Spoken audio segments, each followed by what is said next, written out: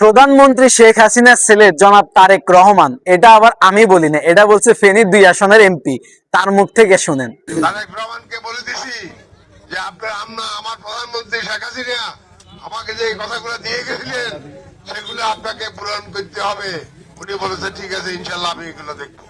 এরকম dead spare বুড়া মালদেরকে যদি নমিনেশন দেয় তাহলে তাদের অবস্থাটা এমনই হবে, তাদের এক ফাঁস হয়ে গেছে কবরের তলে। ওইসব মানুষদেরকে যদি আপনারা নমিনেশন দেন, তারা কখন কি বলতেছে এটাই তো তারা ঠিক মতো জানে না। আসলে একটা কথা আছে না, বুড়া মানুষ বাচ্চাদের মতো হয়ে যায়। যা হোক, ওনাকে আমি ছোট করতেছি না, বাট আমার কথা হলো যে ভালো একজন মানুষকে নমিনেশন দেন, আপনাদের দলেরও ভালো হবে, সাধারণ পাবলিকদের জন্য ভালো হবে। ওনার বয়স হয়েছে ভাই, ওনাকে বসে রাখি, ভালো একজন প্রার্থীকে নমিনেশনটা দেন। আর আপনারা সবাই বেশি বেশি করে শেখ হাসিনার ছেলে তারেক রহমানকে ভোট দিয়েন, ঠিক আছে?